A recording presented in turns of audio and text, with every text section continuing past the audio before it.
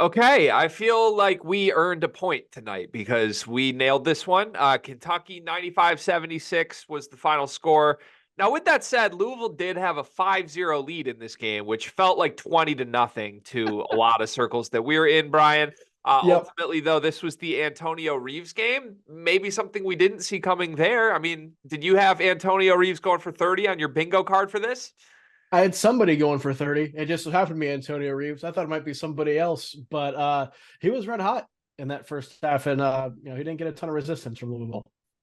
No, I what I like about Reeves is like when he has a great offensive game like this, he's one of the only players in the country that will like go for 30 and get you nothing else. And like just as a Yep. basketball fan in general, I love that. Like one Yep. rebound, two assists, 30 points. I You know love why? You know why I'm here. I'm just here to chuck shots up and get buckets. That's it. Truly incredible stuff. But yeah, I mean, Kentucky's depth was on full display tonight. Trey Mitchell with 18. It was the vets that led the way for this team Mhm. in such a big rivalry game, which I think matters. I mean, in other versions of this game, when Louisville's a little bit stronger, you want to see your veterans step up in a spot that they've been in before. The freshmen, I don't know if it was the big moment or what. I mean, they played fine, but we didn't see any Mhm. superstar performances from guys like DJ Wagner or Aaron Bradshaw, who we thought we might have. Reed Mhm. Sheppard, 11 assists. And I'm acting like that's a quiet game for Reed Sheppard.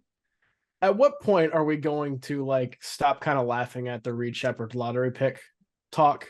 Like all he's done has been extremely productive on both ends through 11 games in his college career now. Like I know it's kind of funny because he was like the guy who was just you can join this recruiting class. It's fine. But he's the best one. He's the most productive one. I don't get it. I've said this before with Carter. He's the most confusing player in the country to me because he is that good, but I still don't really understand how or why he's that good. This might just be Mhm. literally off eye test stuff, and I'm not trying to be like, oh, he's a small little white guy, so that's why I can't believe he's this good. But like, he has like the body type and the archetype of like a created 2K generated like auto Yeah. draft guy. And then he'll just give you like 20 points and 7 rebounds and 8 assists any given night. And it's crazy to me how good he is. But yeah, I think you're right. Like, especially given how down this draft class is, I think people are going to look back on all the guys on this Kentucky team and be like, we probably should have thought about drafting them higher than wherever they end up. Right. And Shepard in particular, I think it comes from like he doesn't do anything wrong. He just makes all his shots, makes the right plays, doesn't really turn the ball over a ton. And it's like, okay, well, he can't keep shooting X percentage from the field, or he can't keep maintaining this level of play. But we're 11 games into the season now, almost 2 months in. His true shooting percentage is 76.3. Like, and that's gone down. You know what I mean? Like he's maintained it. His assist rate is almost 25. He's Yeah. maintained it. His steal rate is almost 6. He's maintained it. Like it's I think at this point it's safe to say this is more than just a flash in the pan. He may not be this good all the time, but I think we have enough to know that he is at least close to this. Yeah. Yeah, it's what if this is real? I think it is real. This is who he is, at least until he shows us something else. Like Right? we have to start believing this is real. But yeah, it is like it's doubly impressive because it's on a team, one with so much other talent, but two, Right.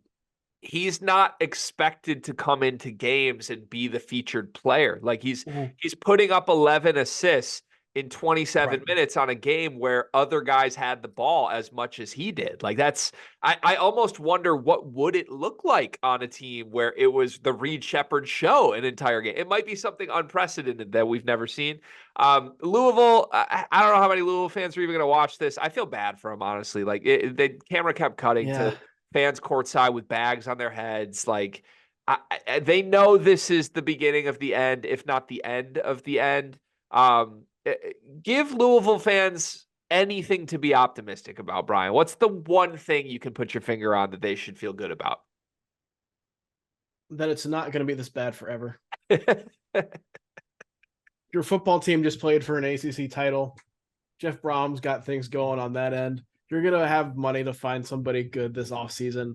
Like I fully expected to come on here and have the conversation of okay, is it done now? Like it's just a matter of time to where we're waiting for the announcement that Kenny Payne is fired.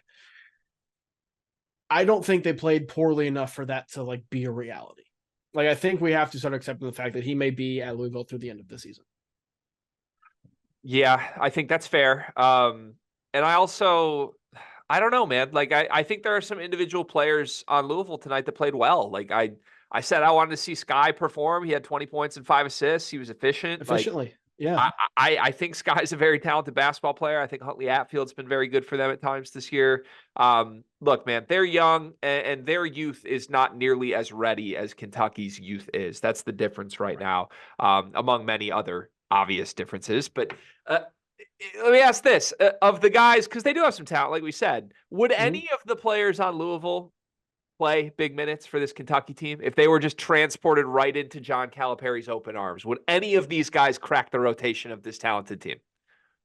I think Sky Clark would crack it. Maybe Huntley Hatfield would a little bit, but I could also see both those guys being the ones that Calipari talks about on his radio show every week because they're in and out of the lineup and he can't get consistency out of them.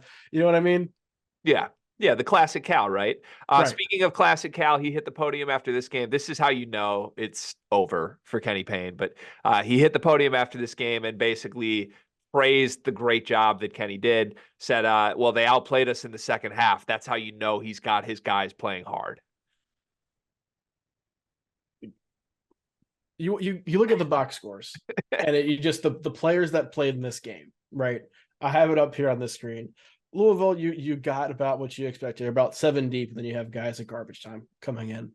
Kentucky's is like this big because Cal emptied his bench. I think that's more of why the second half was close. Like Kentucky really let off the gas, both in personnel and just effort given. That was why the second half was played even, not because of anything Kenny Payne did. Yeah, I think Cal was doing his guy a favor, right? Oh yeah. And look, I'm sure if Cal could have his choice, Kenny Payne would have a 20-year lifetime contract at Louisville. But I don't think that's going to be the case. All right, I don't think anything moved the needle majorly for either of us in this game. We loved Kentucky coming in. We loved Kentucky coming out of it. With that said, I have to end every recap that we do with some sort of superlative for you. So if you had to today, where do you think Kentucky's season ends? In Phoenix. Oh, Brian Rauf. I said this after the Kansas game, or I don't know if it's winning the national championship. I don't know if it's losing in one of those Final Four games, but like this is a team that we talked about in the preview. At its best, is better than any team in the country. I think its best is better than Purdue's best. It's the only team that can really get there. I don't know if they're going to get that consistently at any point. I don't necessarily expect them to, but their good is good enough. Their average is good enough unless things break horribly against them. Like this is a team that is exciting. It's fun. They can go big. They can go small. They can play fast. They've won defensive games like this. I like this team a lot. To me, this is a Final Four team. I love it. I want to come on the bandwagon with you. And I think the one thing I want to see from Kentucky is I want to see their worst elevate a little bit, which I think can happen. I think that will happen as these guys get a little older, as the season goes along, as they get their hands dirty in SEC play. But you're right. Their best, I agree, is as good as Purdue, if not better. Their worst, I think, is very low, or at least it was in the non-conference. If I can just get that worst up to like, this is still a top 20 team in the country, even on a bad night, then I'm all the way in. Then I'm like the Royal Blue runner. I got the Malik Monk jersey on every time we do one of these recaps. So I'm excited for it. I love watching this team. It was a fun game. Even not all 20-point blowouts are fun to watch. This one was still very fun to watch because of how much talent Kentucky has. So congrats, Cats fans. That's Brian Rauf from Heat Check CBB. I'm GregWaddell from Sleepers Media. We got a bunch of recaps going up tonight from Thursday night's games. We'll have more coming this weekend. Click subscribe so you don't miss any of them, and we will see you next time